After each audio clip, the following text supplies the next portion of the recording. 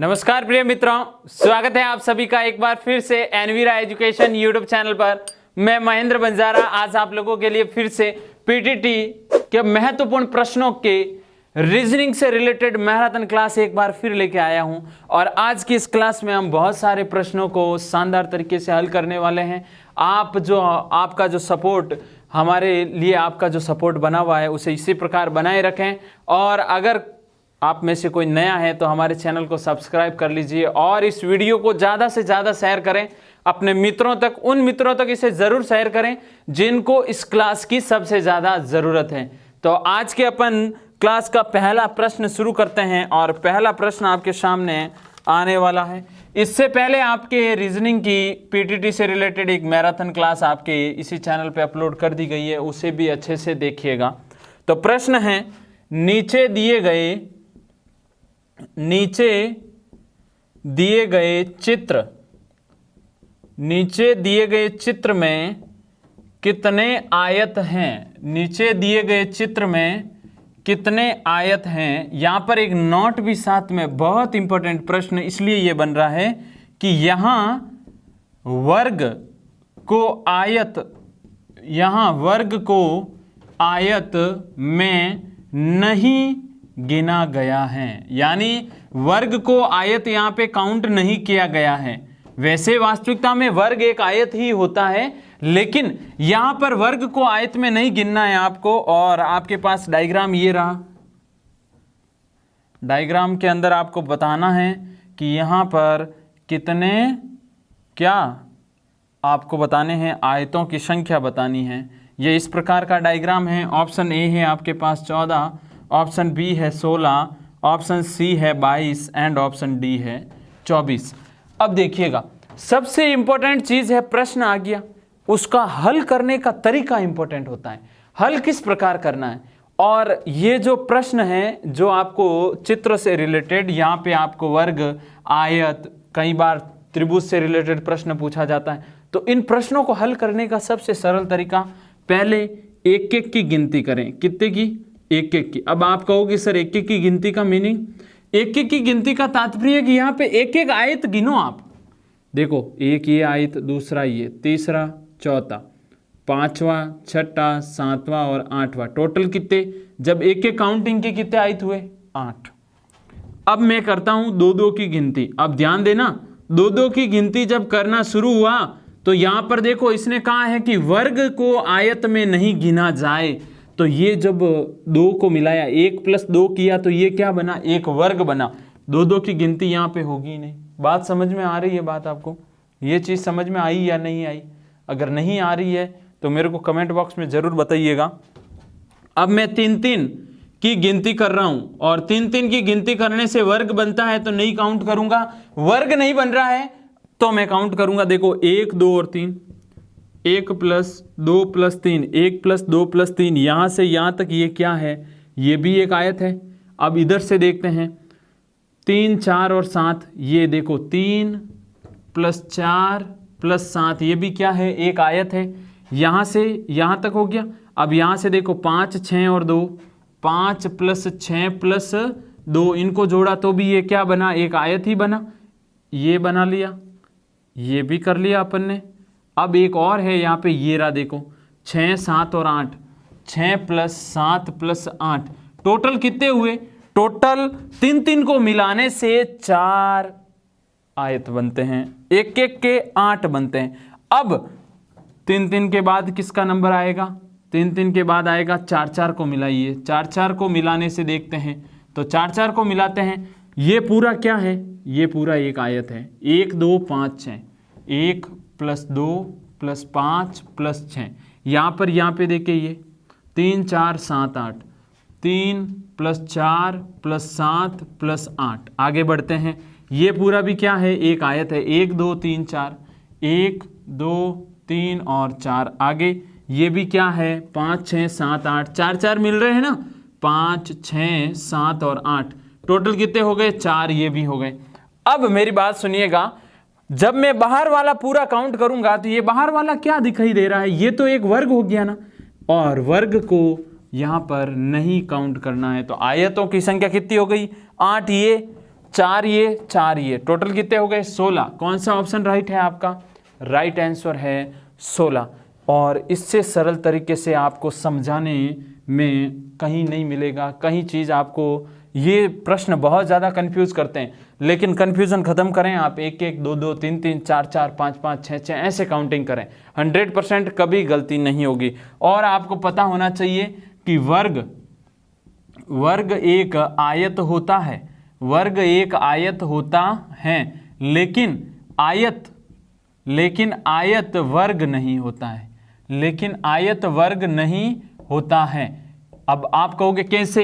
वर्ग की चारों भुजाएं बराबर होती है और आयत में आमने सामने वाली भुजाएं बराबर होती हैं, तो वर्ग एक आयत, क्योंकि वर्ग की आमने सामने वाली भुजा बराबर हो जाएगी, लेकिन आयत में आमने सामने वाली भुजा बराबर और वर्ग में चारों, इसलिए आयत वर्ग नहीं है। आगे बढ़ते हैं और बात करेंगे प्रश्न नंबर 2 की।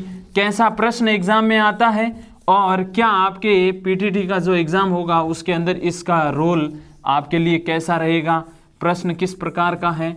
100% कोशिश आपके लिए बहुत शानदार की है, शानदार प्रश्नों का संग्रह आप लोगों के लिए किया है।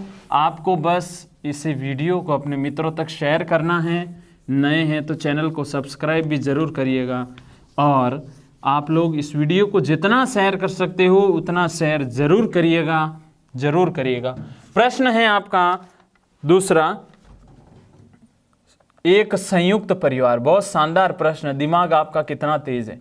एक संयुक्त परिवार में पिता, मां, 3 विवाहित पुत्र, पिता, मां, 3 विवाहित पुत्र और एक अविवाहित पुत्री है, और एक अविवाहित पुत्री हैं। यह आपके दूसरा प्रश्न है। फिर इसने बोला है पुत्रों में से 2 के 2 पुत्रियां हैं, 2 पुत्रियां हैं। आगे बढ़ते हैं, और एक के एक पुत्र हैं, यानी किसी एक जने के एक क्या हैं? पुत्र हैं। तो इस परिवार में महिला सदस्यों की संख्या, तो इस परिवार में महिला सदस्यों की संख्या कितनी है? और आपके सामने ऑप्शन भी आने वाले हैं। ऑप्शन नंबर ए है आपका 2, ऑप्शन नंबर बी है 9, ऑप्शन नंबर सी है 6 एंड ऑप्शन नंबर डी है 1। अब देखिएगा, ये प्रश्न आ गया और इस प्रश्न को हल अच्छे से करना है, तो करना क्या है? पढ़ते जाइए पूरे प्रश्न को। एक संयुक्त परिवार में पिता, मां, यानी यहां पे लिख रहा हूं, ये पिता के ऊपर मैं चतुर्भुज यानी चकोर आकृति बनाऊंगा। ये पिता की पत्नी, ठीक है, जो अपने लिए मां, इसके 3 विवाहित पुत्र हैं, यानी इनके 3 पुत्र हैं। ये पुत्र फर्स्ट है, तो ये इस पुत्र की क्या है? पत्नी, क्योंकि विवाहित है ये। आगे बढ़ते हैं, ये है पुत्र सेकंड, और ये पुत्र है तो अपन चतुर्भुज बना देंगे। ये इसकी क्या है? पत्नी, ठीक है। ऐसे कैसे? पुत्र थर्ड, और ये इस पुत्र की पत्नी। आगे बढ़ते हैं, एक अविवाहित इनके क्या है? पुत्री हैं। ये लो, ये इनकी पुत्री भी हो गई इधर, क्लियर है। आगे, पुत्रों में से 2 के 2 पुत्रियां हैं। ये 3 पुत्र हैं, और पुत्रों में से 2 जने ऐसे पुत्र हैं जिनके 2 पुत्रियां हैं, यानी ये इसकी पुत्री फर्स्ट और ये पुत्री सेकंड, ठीक है। और ऐसे कैसे? इसके भी ये पुत्री फर्स्ट और ये पुत्री सेकंड। आगे देखिएगा, और एक के एक पुत्र है, यानी इनके केवल एक क्या है? पुत्र है। तो इस परिवार में महिला सदस्यों की संख्या कितनी है? महिला सदस्यों की संख्या कितनी है? टोटल कितने हो जाएंगी? 1।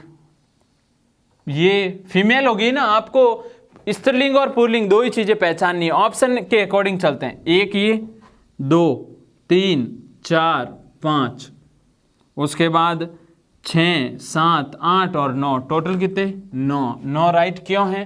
क्योंकि यहाँ पर आप समझ लीजिए कि यहाँ पे मैं लिख देता हूँ स्त्रीलिंग वर्ग, पुल्लिंग नहीं, स्त्रीलिंग वर्ग सदस्यों की संख्या कितनी है, तो अच्छे से आपका डाउट भी क्लियर हो जाएगा। अब आगे बढ़ रहे हैं और प्रश्न नंबर 3 की बात करते हैं। वो आपके एग्ज़ाम में किस प्रकार आपके लिए उपयोगी सिद्ध होगा और किस टाइप का प्रश्न है, जो आपको कैसी तैयारी करनी है। इस वीडियो के माध्यम से आपको रीजनिंग के अभी पीटीटी से रिलेटेड भी प्रश्न और आगे आप इसके बाद भी एग्जाम जिसकी भी तैयारी करोगे उसके लिए भी आपको बहुउपयोगी प्रश्न जरूर मिल जाएंगे। तो अब हम बात करेंगे प्रश्न नंबर 3 की, और प्रश्न नंबर 3 को देखिएगा और एग्जाम में आपको किस प्रकार तैयारी करनी है उसका विश्लेषण करिएगा। अतुल नाम का एक व्यक्ति दक्षिण दिशा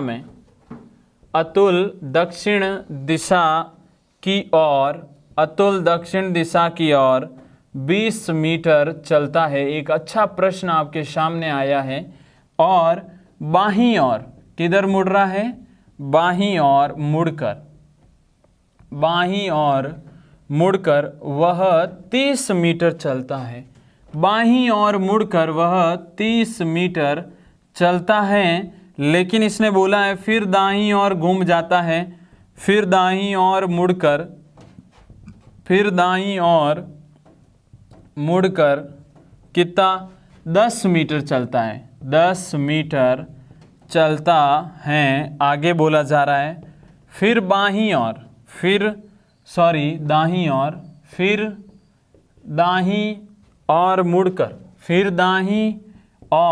मुड़कर 40 मीटर, कितना? 40 मीटर चलता है। तो देखिएगा आगे क्या बोला जा रहा है। फिर वो दाईं ओर घूमता है और फिर दाईं ओर मुड़कर कितना चल रहा है? वो चलता है 30 मीटर चलता है और रुक जाता है। तो आपको पूछा जा रहा है रुक जाता है तो प्रारंभिक बिंदु से वह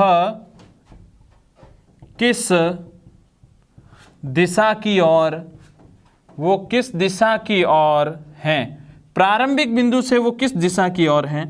ऑप्शन ए दक्षिण पश्चिम, ऑप्शन बी पश्चिम दिशा में, ऑप्शन सी उत्तर पश्चिम एंड ऑप्शन डी दक्षिण दिशा में।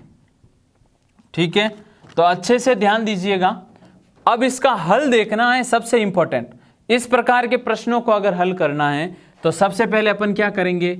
ये डायग्राम, उत्तर, ये दक्षिण, ये पूर्व, ये पश्चिम, ये इसका बायां है, ये दायां है, ये इधर दायां तो इधर बायां। ठीक है ना? ऐसे कैसे यहाँ पे देखूं तो ये क्या हो जाएगा? बायां और ये दायां, और यहाँ पर ये बायां और ये दायां। अब ये आपको बायां दायां कॉन्सेप्ट अच्छे से ध्यान रखना है। हाथ को अगर इस दिशा में रखूं तो हथेली वाला भाग दायां और ये नाखूनों वाला भाग बायां हो जाएगा। अब देखिएगा, अतुल दक्षिण दिशा की ओर चलना प्रारंभ करता है। ये ऊपर उत्तर, नीचे दक्षिण, यहाँ से वो माना प्रारंभिक बिंदु है उसका, ये प्रारंभिक बिंदु। दक्षिण दिशा में कितना चलता है? 20 किलोमीटर। कितना चलता है? 20 मीटर चलता है और फिर बाईं ओर मुड़ जाता है। अब मेरे को बताओ कि ये इस दिशा में चल रहा है तो बायां उधर हुआ, बाईं ओर मुड़ जाता है। थोड़ा सा अपन डायग्राम को दूर बना देते हैं।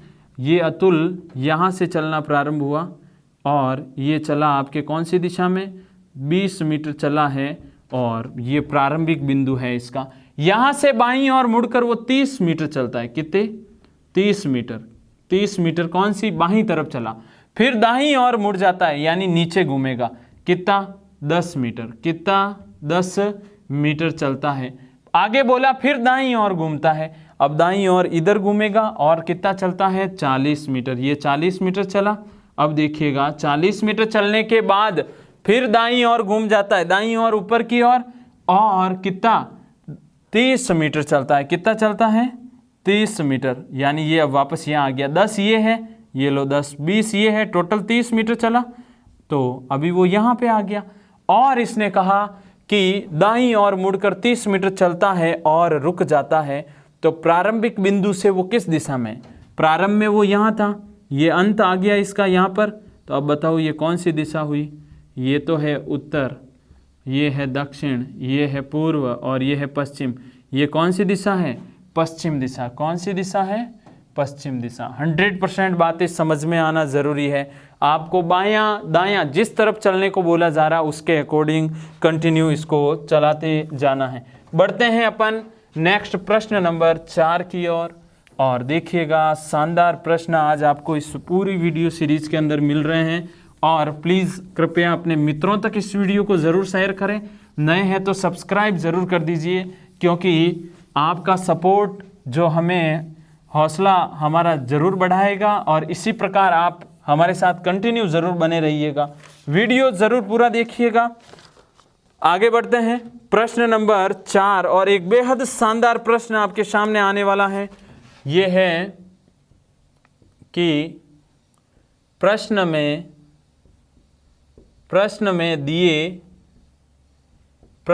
दिए गए कथन से दी गई पूर्व धारणाओं का निर्धारण कीजिए। यानी इन पूर्व धारणाओं को आपको क्या करना है? निर्धारण करना है। तो देखिएगा कथन आपके सामने आने वाला है। ये पहला कथन आपके सामने है कि प्रधानाचार्य ने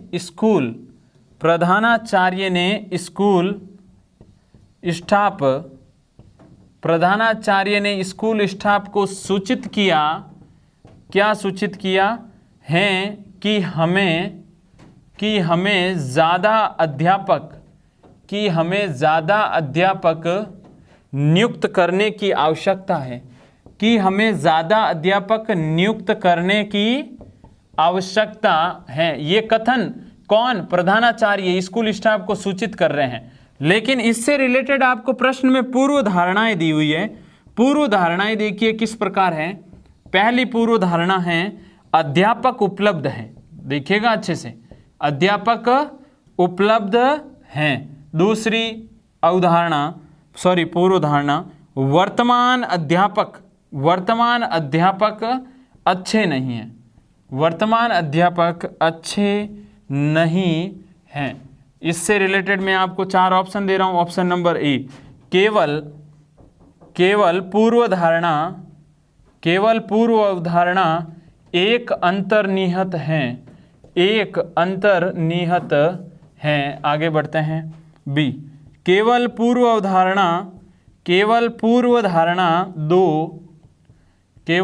अवधारणा 2 अंतर्निहित हैं। आगे की ओर चलते हैं। सी में देखिएगा, न तो एक और न ही 2 अंतर्निहित हैं।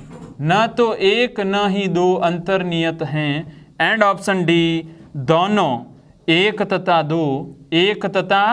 दो अंतर्निहित हैं। बड़ा प्रश्न है, लेकिन इस प्रकार के प्रश्नों को आपको केवल दिमाग स्थिर रखते हुए हल करना है। नॉर्मल से प्रश्न है।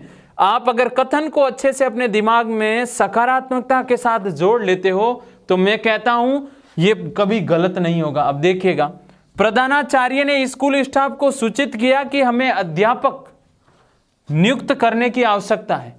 अब प्रधानाध्यापक ने कहा है और ये चीज आप फैक्ट मानोगे। इसको रिलेट करना है पूर्व अवधारणा से। ऐसे नहीं कि कथन में वो बात है ही नहीं और ये चीज कह दे कि ये मान्य है। पहला कथन इन्होंने कहा, पहली पूर्व धारणा दी कि अध्यापक उपलब्ध हैं। अभी तक अपन इससे नहीं समझ पा रहे। दूसरी, वर्तमान अध्यापक अच्छे नहीं हैं। पहले तो ये बताओ, इस पूरे कथन में कहीं ऐसा लिखा कि वर्तमान अध्यापक अच्छे नहीं हैं इसलिए मुझे अध्यापक नियुक्त करने हैं? नहीं। यहाँ पे मैं जो चीज़ लिख रहा हूँ, कथन के अनुसार अध्यापक अच्छे हैं या नहीं ये निर्धारित नहीं कर सकते। तो नहीं कर सकते। तो दूसरी अवधारणा क्या हो गई? पूर्व अवधारणा गलत। पहली पूर्व अवधारणा देखो, अध्यापक उपलब्ध है। आपको इस कथन को पढ़ने से लगा होगा कि स्कूल स्टाफ को सूचित किया कि अध्यापक नियुक्ति की आवश्यकता है। जब नियुक्ति की जरूरत है, इसका मतलब अध्यापक उपलब्ध है तो ही तो नियुक्ति हो पाएगी। इसका मतलब कौन सा? केवल और केवल आपके कौन सी पूर्व अवधारणा सही है? पहली। 100% बात समझ में आ जानी चाहिए। आगे बढ़ते हैं और बात करेंगे। 5वां प्रश्न आपके एग्जाम में किस प्रकार आ रहा है देखिएगा। जो एग्जामों में आए हुए प्रश्न हैं, उन्हीं प्रश्नों को मैं आप लोगों के बीच लेके आया हूं और उन्हीं प्रश्नों के ऊपर डिस्कशन हो रहा है। तो अच्छे से इस वीडियो को देखिएगा पूरा और कंटिन्यू साथ में बने रहिएगा। कमेंट बॉक्स में कमेंट के माध्यम से अपनी जो भी राय है, जो भी आपको लगे कि ये चीज़ नहीं है या ये होना चाहिए, तो वो भी आप ज़रूर हमें बताएं। और विशेष अगर आपकी कोई भी आपको जिस चीज़ की स्टडी से संबंधित रिक्वायरमेंट हो, वो ज़रूर हमें बताइएगा। तो प्रश्न नंबर 5 है आपका। एक में लिखा हुआ वर्ग, 2 है, दूसरे नंबर पर है रेखा, तीसरे नंबर पर है कोण, चौथे नंबर पर है त्रिभुज, 5वें नंबर पर है बिंदु। अब इसमें क्या बताना है? ऑप्शन कौन सा सही है? 5 3 2 1 2 4 1, 5 2 3 4 1, ऑप्शन सी है 5 1 4 3 2 एंड ऑप्शन डी है 1 3 4 2 5। आपको बताना है कि ये जो 4 ऑप्शन हैं, इन चारों ऑप्शनों में आपके पास 5 चीजें मौजूद है। इन पांचों को एक व्यवस्थित क्रम जो इन चारों में से आपको उपयुक्त लगे वो बताना है। अब देखो, सबसे पहले वर्ग दिया, रेखा, कोण, त्रिभुज और बिंदु। सबसे पहले गणित में बात होती है बिंदु की। बिंदुओं से क्या बनती है देखिएगा, बिंदुओं से रेखा बनती है, बिंदुओं से रेखा बनती हैं, ठीक है ना। उसके बाद अगर आपके पास रेखाएं हैं तो रेखाओं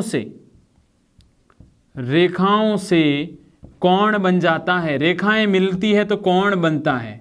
अगर 2 रेखाएं बन जाती है तो उनके मध्य कोण की स्थिति पता कर सकते हैं। और 3 रेखाएं अगर मिल जाए, यानी रेखाएं मिलेगी तभी ये स्थिति बनेगी। 3 रेखाओं से त्रिभुज बन जाता है। अब क्रम के अकॉर्डिंग ले रहा हूं मैं। 3 रेखाओं से त्रिभुज बनता है और अगर 4 रेखाएं हो गई तो क्या बन जाएगा? 4 रेखाओं से वर्ग बनता है। वर्ग क्या होता है? चतुर्भुज होता है। 4 रेखाओं से वर्ग बनता है। तो सबसे पहले बिंदु, फिर आएगी रेखा, उसके बाद कोण, उसके बाद त्रिभुज और अंतिम में वर्ग। यानी बिंदु का 5वां नंबर, रेखा का नंबर कौन सा है? दूसरा, कोण कौन से नंबर पे? तीसरे पे, त्रिभुज कौन से नंबर पे? चौथे पे और वर्ग पहले पे। 52 341 ऑप्शन नंबर कौन सा राइट है? ऑप्शन नंबर बी आपका राइट आंसर है। आगे बढ़ रहे हैं। आगे आपका 6वां प्रश्न, और 6वां प्रश्न आपके देखिएगा, जो BSTC का एग्जाम अभी हुआ है हाल ही में, उसमें भी ये प्रश्न 2-3 बार पूछा गया, यानी इससे संबंधित प्रश्न पूछे गए हैं। तो आप अच्छे से इस प्रश्न को समझ लीजिए, क्योंकि आपके एग्जाम के लिए भी ये प्रश्न बहुउपयोगी है। प्रश्न नंबर 6, वह आरेख पहचानिए। वेन आरेख से रिलेटेड है। वह आरेख पहचानिए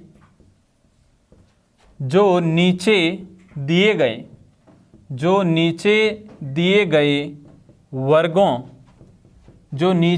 गए वर्गों के बीच संबंध का सही निरूपण करता है। संबंध का सही निरूपण करता है। तो सही निरूपण करता है, उसके लिए 3 चीजें दी है। द्रव, उसके बाद दिया है दूध, उसके बाद दिया है जल। इसमें पहला ऑप्शन देखिएगा, ये है आपके सामने 3 सर्कल बने हुए। बी में देखो क्या है, 1 सर्कल है और उसमें 2 और सर्कल हैं। ऑप्शन नंबर सी में देखिए, ये 2 सर्कल, 1 बाहर। ऑप्शन नंबर डी में देखिएगा, ये 3 एक दूसरे का कुछ ना कुछ हिस्सा आपको दिखाई दे रहा। अब इस प्रश्न में जो आपको वेन आरेख की पहचान करनी है कि इन तीनों के लिए उपयुक्त वेन आरेख कौन सा है। यहाँ पे 3 चीजें, द्रव, दूध और जल। अरे सिंपल सा कॉन्सेप्ट है कि आपको पता है ये है द्रव, यानी द्रव मैं कह सकता हूं एक प्रकार का तरल, यानी ये माना ये पूरा क्या है द्रव, इसके अंदर आपके द्रव मौजूद है जितना भी है। अब मेरे को ये बताइए दूध और जल एक समान तो है नहीं, दूध भी एक प्रकार का द्रव है और जल भी एक प्रकार का द्रव है, तो इसलिए ये कुछ दूध का हिस्सा हो गया इसमें और ये जल का हिस्सा हो गया। बाकी और भी खूब प्रकार के द्रव होते हैं तो वो सारे यहाँ पे आ जाएंगे। तो ये डायग्राम आपके कौन सा, option number B right answer है। ये चीज़ें आपको माइंडली पहचान करनी आनी चाहिए कि किस प्रकार, क्योंकि ये अपन डेली लाइफ में यूज करते हैं। अब आप कहोगे सर द्रव ये कैसे बना दिया, द्रव तो होता ही है ना, द्रव के अंदर दूध आता है, जल भी आता है और भी जो भी चीजें होगी वो सर वो सारी किस में होगी, द्रव के अंदर ही होगी। लेकिन ऐसे नहीं कि दूध के अंदर जल को मिक्स कर दें, जल जरूर दूध में गिरता है लेकिन दोनों द्रव है लेकिन एक जैसे नहीं है। दोनों को आप ऐसे ना कि एक जैसा कि सर दूध से भी चाय बन जाती है और पानी से भी बन जाती है, टेस्ट दोनों का एक जैसा नहीं होता, ध्यान रखना। आगे बढ़ते हैं प्रश्न नंबर 7 की ओर, और 7वां प्रश्न एक श्रृंखला से रिलेटेड प्रश्न आप लोगों के बीच लेके आया हूं और श्रृंखला वाला एक बेहतरीन प्रश्न आपके सामने अब होगा। देखिएगा कि श्रृंखला का अगला पद ज्ञात करो। प्रश्न है, प्रश्न नंबर है आपका 7वां, श्रृंखला का अगला पद ज्ञात करो। श्रृंखला में अगला पद बता दीजिए। Option A 28.3546, option B 36.1875, option C 34.2932 and option D 32.1875। श्रृंखला देखिएगा 500, उसके बाद 250.50 125.75, फिर 63.38, ऐसे करते करते यहाँ पे है क्वेश्चन मार्क, यानी यहाँ पर क्या आएगा बताना है। और ये है एक शानदार प्रश्न। अगर आपके पास, आप अपने IQ लेवल को चेक करना चाहते हैं, ज़रूर आपके पास टाइम है, कमेंट बॉक्स में कमेंट करके अपने इस प्रश्न का उत्तर दीजिए। 100% एक बेहद शानदार प्रश्न आपके सामने आया है। लेकिन जब इस सीरीज को देखते हैं तो सामने ये चीज़ दिखाई देती है कि 500 का 250 हो गया, आधा ज़रूर हो रहा है, 250 का 125 हो रहा है, आधा ज़रूर हो रहा है। लेकिन ये 500 का आधा 250 होता है, लेकिन 0.50 कहाँ से लाया? देखो 500 में एक जोड़ना और फिर करना आधा, देखिएगा 500 में एक जोड़ना और फिर करना आधा कितना होता है? 501 का आधा होता कितना है? 250.50। क्या आ रही है ये वाली चीज? आगे बढ़ रहा हूं। ऐसे कैसे? 250.50 में एक जोड़ के फिर उसका आधा करो, कितना होगा? 251.50। 50 और 1 251.50, आधा करते हैं, 2 एकम 2, 2 दूनी 4, 5 दूनी 10, 1 आगे जाएगा, 7 दूनी 14 और ये 5, 125.75। कुल मिला के ये क्रम बन गया ना, जो संख्या अब जैसे 63.38, इसमें कितना जोड़ना है? 1, फिर करना क्या है? इसका आधा, 64.38 का आपको आधा करना है, 2 का भाग लगाते हैं 3 बार, 2 बार, 1, 9, 32.19। कहीं है क्या? ऑप्शन ए नहीं, ऑप्शन बी नहीं, सी नहीं, डी में देखो 32.18 है। अब आप कहोगे सर यहाँ पे तो 1 9 आ रहा, अरे ये 1 9 ही तो है, 7 को आगे भेजते हैं तो 9 में कन्वर्ट हो जाता है। ये ऑप्शन नंबर डी आपका क्या है? Right answer. ऐसे सीरीज के प्रश्न आ जाते हैं, सीरीज को देखते ही पहचान कर लेनी है कि इन प्रश्नों का हल किस प्रकार होगा। बढ़े आगे प्रश्न नंबर 8 की ओर, और उसमें भी आपको सीरीज के कुछ एक विजातीय पद बताने हैं। देखते हैं आपका माइंड कितना चल रहा है और सीरीज से रिलेटेड आप प्रश्नों की कितनी प्रैक्टिस कर रहे हो, क्योंकि एग्ज़ाम आपके होने वाले ही हैं। क्योंकि अब आपको पता है एग्ज़ाम से संबंधित बहुत सारी चीज़ें चल रही है और गवर्नमेंट एग्ज़ाम करवाने के लिए तैयार हैं, क्योंकि BSTC का एग्ज़ाम अगर उन्होंने करवाया है तो नो डाउट PTT से रिलेटेड एग्ज़ाम भी ज़रूर आपका होगा। तो प्रश्न नंबर 8, निम्न में से विजातीय को चुनें। निम्न में से विजातीय को चुनें। अब विजातीय को चुनने का तात्पर्य यानी जो इन 4 ऑप्शनों में से अलग है उसे अलग बताते हुए वो आपका राइट आंसर होगा। विजातीय चीज कौन सी है बताइए। तो ये 4 ऑप्शन आपके सामने आ गए हैं और आपको बताना है कि इन चारों में से अलग कौन है। अगर आप, मैं 100% ये बात फैक्ट कह रहा हूं कि अगर वर्ग और घन आपको अच्छे से याद है, वर्ग और घन ज़्यादा नहीं, 1 से 25 तक वर्ग और 1 से 10 तक घन अगर आपको याद है तो इससे रिलेटेड एक प्रश्न जरूर एग्जाम में आएगा। सीरीज से रिलेटेड आ सकता है, जैसे ये विजातीय में आ गया। यहाँ पर देखें 169 क्या है, 169 है 13 का वर्ग। 121 क्या है, ये है 11 का वर्ग। 125 क्या है, 5 का घन। और 625 क्या है, 25 का वर्ग। अब आप आराम से ये चीज क्लियर हो गई कि ये सी है जो अलग है। क्यों? क्योंकि इन सब में तो आ रहा है वर्ग और ये यहाँ पे क्या आ रहा है, घन, इसलिए ये इन चारों से क्या हो गया, अलग। बात समझ में आ गई? बात समझ में आ गई तो वीडियो को शेयर कर दीजिए। शेयर के साथ साथ लाइक भी ज़रूर कर दें वीडियो को, और अपने मित्रों तक शेयर के साथ साथ आपका जो काम है, नए हो तो सब्सक्राइब करें चैनल को और हमें सपोर्ट इसी प्रकार करते रहिए। आगे बढ़ते हैं प्रश्न नंबर 9 की ओर।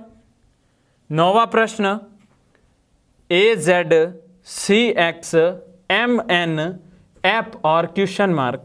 यहां पर बोला है इस क्वेश्चन मार्क जो प्रश्नवाचक जो प्रश्न का चिन्ह लगा है उसके स्थान पर क्या आएगा, क्वेश्चन मार्क के स्थान पर क्या आएगा।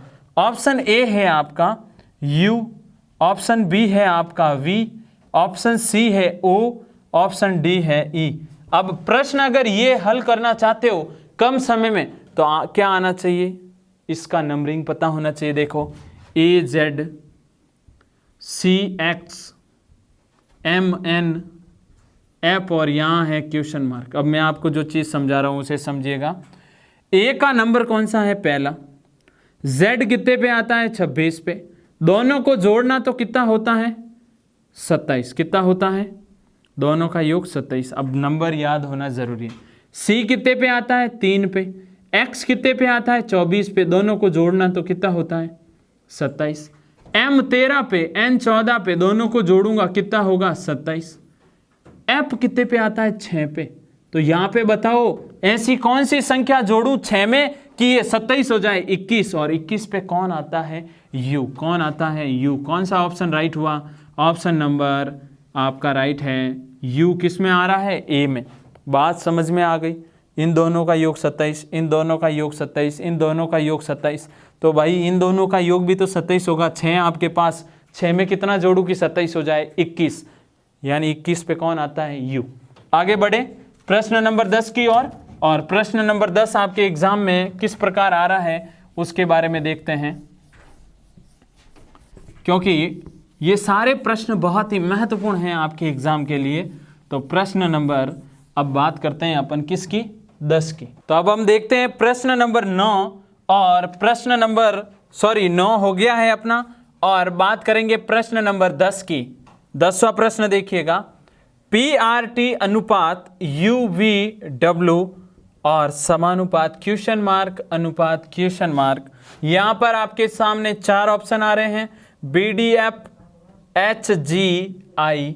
ऑप्शन बी है आपका ACE FGH। Option number C है LNP STU and option number D है GHJ KLM। अब देखो इस प्रकार के प्रश्नों को हल करने के लिए इसका संबंध इससे है, यानी इनके मध्य जो संबंध है, यहाँ पर 2 ऐसी कोई चीजें आएगी जो इन चारों में से इसी प्रकार के संबंध को दर्शाएगी। तो इस प्रकार के प्रश्न को करने के लिए करने वाले क्या है, अपन पहले इनका संबंध देखें और फिर चारों का संबंध चेक करना पड़ेगा, चारों ऑप्शन चेक करने पड़ेंगे अगर आप अच्छे से इस प्रश्न को हल करना चाहते हो और सही तरीके से। P कितने पे आता है, Q 17 पे, P 16 पे, R 18 पे, T 20 पे, U V W 21 22 23। संबंध क्या बन रहा है, 16 से 21 तक जब मैं पहुंचता हूं तो मेरे को लगा कि यहाँ पे +5 किया है मैंने, 18 से 22 तक पहुंचा तो +4 किया है, 20 से 23 तक पहुंचा तो +3 किया। आगे बढ़ते हैं, ऐसा कैसा कहीं संबंध बनता है क्या, देखिए B D F, B 2, D 4, F 6, HGI, H8, G7, I9, यहाँ से यहाँ पहुँचने के लिए +4, लेकिन यहाँ +5 है। इसमें जो संबंध है वो किसका है? +5 का। यहाँ पे देखते हैं कहीं ऐसा बन रहा है, A1 पे है, F6 पे क्या बन रहा है? +5, C3 पे G7 कौन सा संबंध बन रहा है? +4, E5 पे H8 पे क्या संबंध बन रहा है? +3। काम हो गया। ऑप्शन नंबर बी आपका राइट है। आप ऐसे भी चेक कर सकते हैं और इस तरीके से भी चेक कर सकते हैं। आगे बढ़ें, प्रश्न नंबर 10 हो गया अपना खत्म। और 11वां प्रश्न देखिएगा, क्या 11वां प्रश्न आप हल कर पाओगे? पहले वो भी चेक करेंगे हम, ज़रूर आपको टाइम ज़रूर दूंगा मैं ये प्रश्न हल करवाने। आप खुद कोशिश करिएगा और कमेंट बॉक्स में कमेंट के माध्यम से जवाब ज़रूर मेरे तक भेजें। प्रश्न नंबर 11, XPT अनुपात JHL BDL क्वेश्चन मार्क। इसमें 4 ऑप्शन हैं। Option number A FAB, option number B FXB, option number C है FBC and option number D है FDA। आपको इस प्रश्न को हल करने के लिए ज़रूर समय दिया जा रहा है। इस प्रश्न का हल करके कमेंट बॉक्स में कमेंट के माध्यम से मुझे इसका आंसर दीजिए, क्योंकि एक शानदार प्रश्न है। यहाँ पर यहाँ जो XPT में जो संबंध ये बन रहा है, ऐसा कैसा यहाँ संबंध इस क्वेश्चन मार्क की जगह आना चाहिए। देखिए हल करते हैं। XPT JHL, X की पोजीशन 24, P की पोजीशन 16, T 20 पे, J 10, H8, L 12 पे। अब देखो क्या व्यवस्था यहाँ पे बन रही है। यहाँ से यहाँ तक पहुँचने में आपको क्या करना पड़ा? यहाँ से यहाँ तक पहुँचने में, यहाँ से यहाँ तक ये चीज़ें आपको चेक करनी पड़ेगी। 24 से 10 14 माइनस, 16 से 8 कितना माइनस किया? 8, 20 से 12 8 माइनस। लेकिन ये तो कोई प्रकार की व्यवस्था हुई नहीं यहाँ पर। इनको प्लस भी, कभी कभी प्लस का कॉन्सेप्ट भी काम करता है। 20, 30, 40, 50, 60, योग कितना हो रहा है? 60। यहाँ पे योग करते हैं, कितना हो रहा है? 30। यानी इसका आधा हो गया। देखो संबंध बन गया। जो योग ऊपर हो रहा है उसका आधा नीचे हो रहा है। इसका जितना योग होगा उतना आधा नीचे आना अनिवार्य है। BDL, B2 D4 L 12 पे योग कितना होता है? 12 और 4 16 और 2 18, योग होता है 18। अब देखो इन चारों में से ऐसा कौन है जिनका योग 9 होता है? F 6 पे आता है, A 1 पे आता है, B आता है 2 पे। योग करता हूँ 6 7 8, 6 7 और 2 9। मेरा रिजल्ट पहले ऑप्शन में ही आ गया। अगर ये नहीं आता तो मैं ज़रूर B C D ज़रूर चेक करता। बात समझ में आ गई होगी। अगर ये यहाँ पे नहीं मिलता और डी में मिलता तो आपको डी तक जाना होता। और तेज़ी से इसका उत्तर चाहिए तो उसके लिए क्या करना अनिवार्य है? उसके लिए आपको ये चीज़ें, इनका नंबरिंग विशेष पता होना चाहिए। आगे एक इसी प्रकार का एक और प्रश्न लेता हूँ मैं आपके, ताकि पूर्णतः आप कॉन्सेप्ट को क्लियर करो। प्रश्न नंबर है आपका ये 12वां। और देखिएगा 12वां प्रश्न एग्ज़ाम में एक बड़ा ही शानदार और अच्छा प्रश्न आया हुआ है कि यदि RATIONAL को CLETZYLW कहा जाए, बड़ा है थोड़ा सा प्रश्न, कहा जाए तो EXPERIENCE इसको क्या लिखा जाएगा? ऑप्शन ए है OIZOCTOYMO, ऑप्शन बी है OIBDUQZOQ, ऑप्शन सी है OHZBSOXMO, ऑप्शन नंबर डी है आपका PIAPCTPYNP।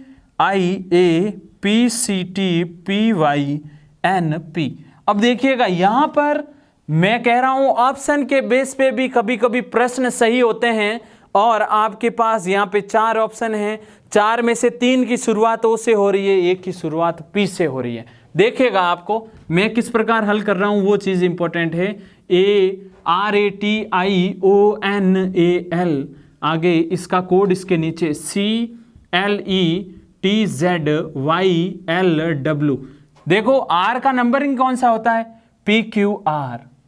18 पे, A1 पे, T20 पे, I9 पे, O15 पे, N14 पे, A1 पे, L12 पे, C3 पे, L12 पे, E5 पे, T20 पे, Z26 पे, Y25 पे, L12 पे, WUV अल्ट्रावायलेट वेव्स 23 पर।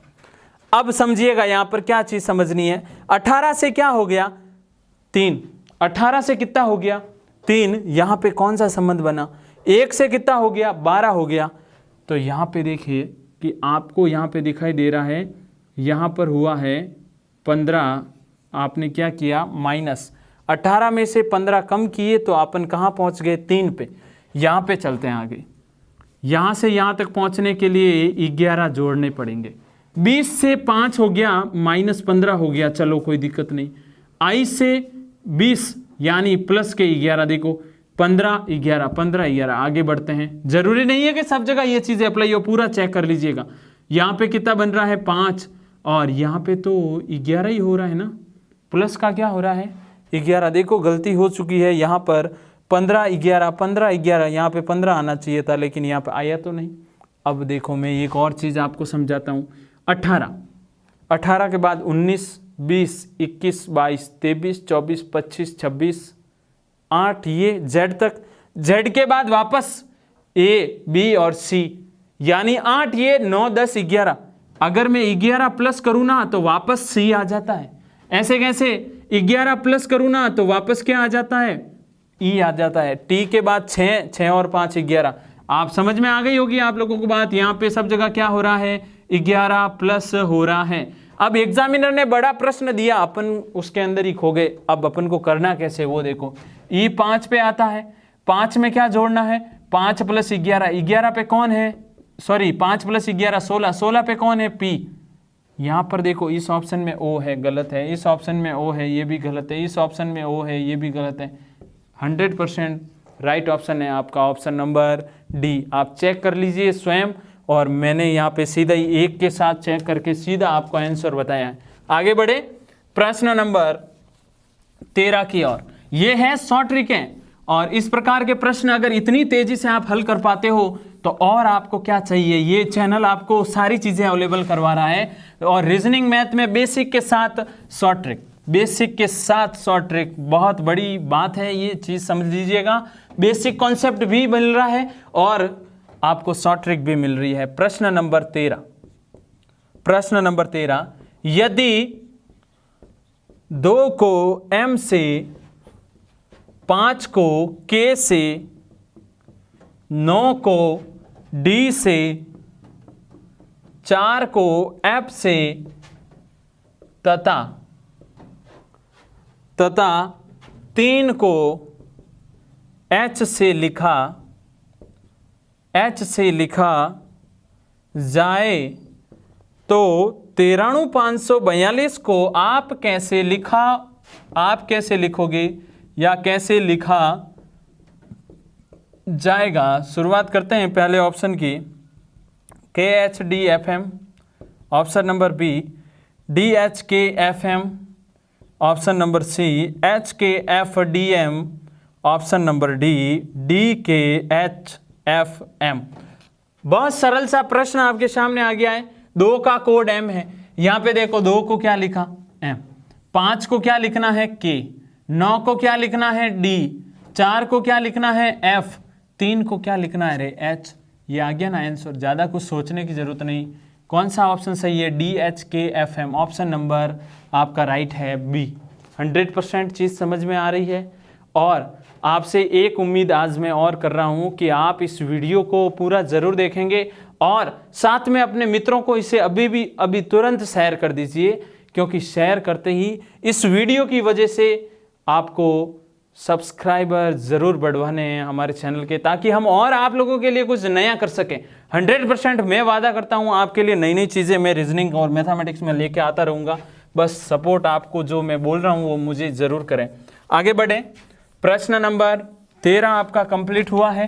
प्रश्न नंबर 14 देखिएगा, और शानदार प्रश्न आपके सामने आने वाला है। देखें प्रश्न नंबर 14 किस प्रकार है। आपको बोला जा रहा है कि CARROT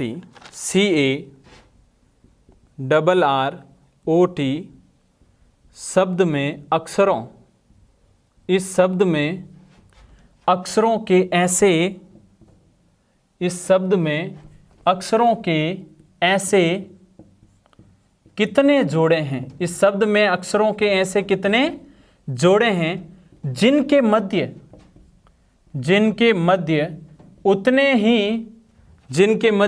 उतने ही अक्षर हैं, उतने ही अक्षर हैं जितने की अंग्रेजी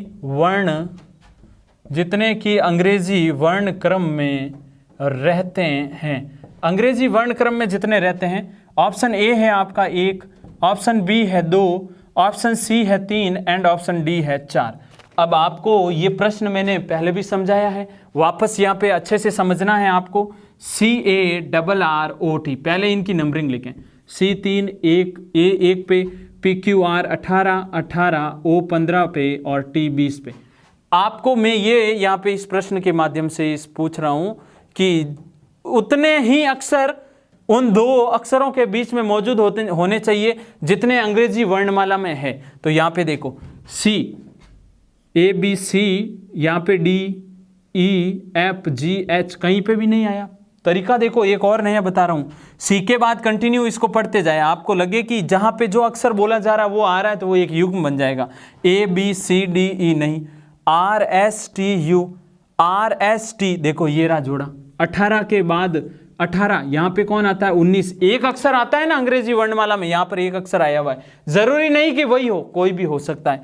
R और T का एक युग्म बन रहा है। O T, यानी O के बाद T नहीं आता, वापस उल्टे क्रम में भी आप चेक कर लीजिए।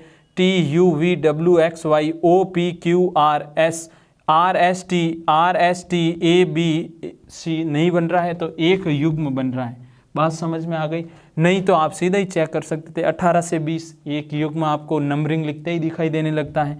आगे बढ़े प्रश्न नंबर 15 की ओर, और एक सीरीज का प्रश्न और आपके सामने है।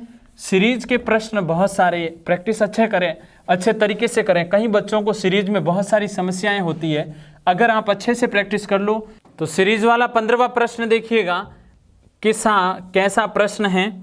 नीचे एक अनुक्रम दिया गया है, नीचे एक अनुक्रम दिया गया है जिसमें एक पद लुप्त है, जिसमें एक पद लुप्त है। 4 दिए गए विकल्पों में से एक पद लुप्त है। 4 दिए गए विकल्पों में से वह विकल्प चुनिए जो अनुक्रम पूरा करें, जो अनुक्रम को क्या करें, पूरा करें। अनुक्रम देखिएगा 4, 6, 8, 12, 12, 18, 16 और यहाँ है question mark. Option A 24, option B 25, option C है 21 एंड ऑप्शन डी है 22। अब देखिएगा प्रश्न आ गया आपके सामने। अब इस प्रश्न को हल करने के लिए सीरीज को पूर्णतया अच्छे तरीके से एक बार देखें। 4 से 6, 6 से 8, यानी यहाँ से यहाँ पहुँचने में 2 जोड़ा, 6 से यहाँ पहुँचने में 2, 18 से 12 तक पहुँचने में 4, 12 से 12 यहाँ 0। बात तो नहीं जम रही है, आगे बढ़ते हैं। ये नहीं बैठे तो आपको 2 देखने। 4 से 8, यहाँ पे देखो कई बार सीरीज सीधी दिखाई दे जाती है। 8 से 12 जैसे अब दिखाई दे रही है। 12 से 16 कितना 4 जुड़ रहा है। 6 से 12 कितना जुड़ रहा है 6। 12 से 18 6। 18 से आगे जाओगे 6 जोड़ोगे, 18 से 6 जोड़ते ही कितना आ जाएगा 24। क्या ये सरल तरीका नहीं है? जोड़ ही तो करनी है, जोड़ ही तो आप करते हो। जब एग्जाम में प्रश्न आ जाता है जोड़ बाकी गुणा भाग वर्ग या घन, इससे ज़्यादा बढ़ेगा नहीं सवाल। क्लियर है? आगे बढ़े। एक श्रेणी का एक और सवाल अपन कर लेते हैं सीरीज का, ताकि आपको पूर्णतया अच्छा कॉन्सेप्ट समझ में आ जाए। देखिएगा जिसमें मैं वर्ग से रिलेटेड बात करने वाला हूं। प्रश्न है श्रेणी में लुप्त संख्या ज्ञात कीजिए। प्रश्न नंबर 16, श्रेणी में लुप्त संख्या ज्ञात कीजिए। 3, 15, 35, 63, question mark. Option A 77, option B 84, option C 99, option D 98। अब देखो ये सीरीज आ गई है, तो आपको ये वर्ग से रिलेटेड कैसे हुई। वर्ग कभी कभार होता है कि कंटिन्यू स्क्वायर में एक एक जुड़ता जाता है, कंटिन्यू घन में एक एक जुड़ता जाता है, ये प्रश्न आता है। कभी कभी कंटिन्यू वर्ग में से एक एक घटता जाता है, घन में से भी कभी कभी एक एक घटता जाता है। यहाँ देखो 3 कैसे आया, 2 के स्क्वायर में से 1 घटा दो, 4 - 1 कितना आता है 3। 15 कैसे आया, 4 के स्क्वायर में से 1 घटा दो, 16 - 1 कितना आ जाता है 15। 35 कैसे आया, 6 के स्क्वायर में से 1 घटा दो, 36 - 1 कितना आता है 35 आ रहा है।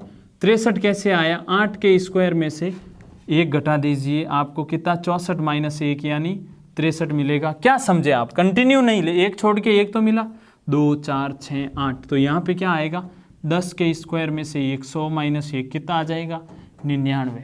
प्रश्न को जल्दी से हल करने का तरीका आना चाहिए, दिमाग एक्टिव होना चाहिए इस प्रकार के प्रश्नों को करने के लिए। एक अपन करते हैं आगे वाला प्रश्न जिसमें ब्लड रिलेशन का प्रश्न है, तो अच्छे से वो भी समझ लीजिए।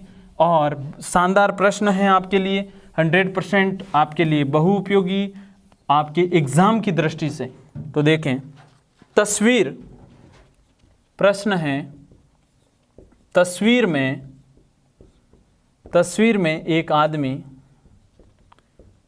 एक आदमी की ओर इशारा करते हुए, तस्वीर में एक आदमी की ओर इशारा करते हुए एक महिला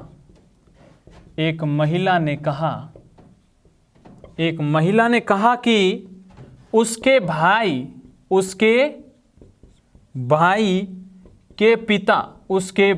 के पिता मेरे दादा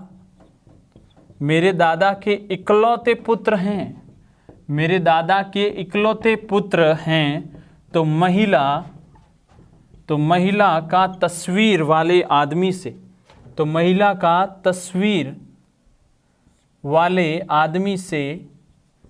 क्या संबंध है, तो देखें, ऑप्शन ए माँ, ऑप्शन बी है चाची, ऑप्शन सी है बहन एंड अंतिम ऑप्शन डी है बुआ।